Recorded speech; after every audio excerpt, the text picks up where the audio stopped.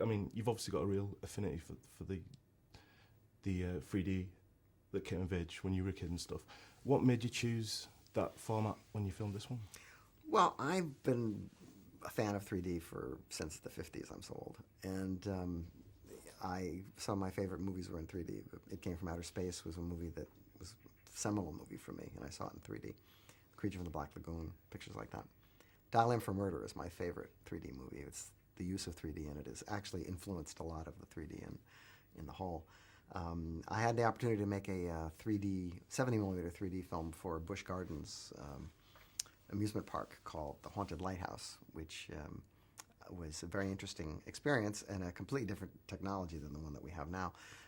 And when this technology appeared, I did a lot of research on it, and it's far superior to any version of 3D that I've ever seen, because it doesn't involve two projectors. It's all simple. It's not two images on top of one another. It's all steady and no eye strain.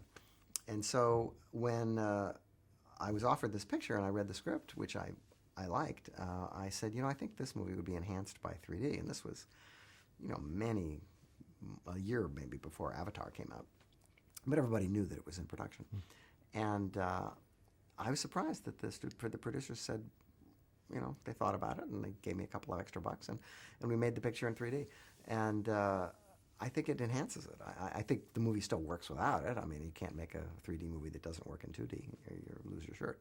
But the kind of work that you have to do to make a 3D film is different than the kind of work you do to make a 2D film, which is why the converted movies that are shot flat and then turned into 3D never hold a candle to the real thing, because it's a different way of making a film. I think there's a real subtle use in there as well. It's nice to see, Okay, second question. So is there any kind of conscious references in the whole itself from the films? Well, the whole is a movie that's, I've made and seen a lot of horror films, and when I look back at things that I've done, I can see that there are influences and things that I've inadvertently stolen, or they call them homages, but they're just steals, let's face it. And in this picture, when I read the script, I knew that there was a character that reminded me of a character that was in a Mario Bava movie called Kill Baby Kill. It's also known as Operation Fear. I don't know what it's called here. And it was a ghost girl that was played by a little boy, and it was creepy as hell. And then Federico Fellini, who was a friend of Bava's, saw the picture, and when he did Toby Dammit with Terrence Stamp, he used the same gag. He had the devil was a little girl played by a little boy in a wig, and it was damn creepy. So I figured when this character appeared in our picture, I said, I know how I want to do this. I want to do this exactly the same way, and it looks eerily similar. I mean, it looks almost like we took the image from the other movie and put it in ours. So that's one. And there's others scattered around. I mean, there's all sorts of little references to things, because I do that to keep myself interested. Yeah, absolutely. I'm going to ask you a question about the 3D cameras now. Do you think, how much does it make to your sort of normal working process when you've got like a 3D camera? I know they're big and bulky, but... No, they're not actually big and bulky anymore. The cameras are now, they're digital, they're smaller, they're much more maneuverable. You can get them into small corners.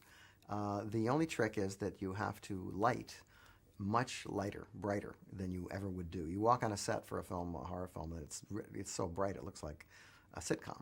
But that's not the way it looks on film when it's done. But in order to get enough light to be able to make the two cameras in the prism register, that takes some time. And then there's some focus issues and some other things that take a little bit of time. But I would say that it really only would add a couple of days to a schedule. It's not that onerous if you know what you're doing. Okay. And obviously, coming from like a website called HeyUGuys, I can't help but ask about possible rumours of a Gremlins 3. And if that was to come into fruition, would you film it? Well, first of all, they are rumors, because I've checked. Right. And they're not. There's no plans to do anything with Gremlins, although I'm sure eventually they will, because it's a catalog title that's worth a lot of money to them. I seriously doubt that I would be asked to be involved after my last experience at Warner Brothers. And I think that probably whoever comes along is going to have to figure out how to make a CGI version of Gremlins that's in the same spirit as the puppet version, which only existed the way it was because of the limitations of what the puppets could do and couldn't do. Yeah. That was why the stories were like they were. So now I don't even know where you'd begin to have a story, because they can do anything in CGI. So I'm sure it'll happen, but I think it'll be a remake or a reimagining. I don't think it's going to be a sequel. Yeah, yeah. Okay, and one last question. I mean, the current sort of trend of remaking sort of cult genre films. Has anyone approached you about The Howling? Well, they didn't approach me, but I understand it's actually being shot right now really? as we speak by some people who finally figured out the tangled rights problem, which kept people from remaking it before. And from what I've heard, it has a completely different plot. It's not based on the book. It's not based on the screenplay. It's The Howling again. So you might call it Howling 8 or Howling 9. But I don't have anything to do with it.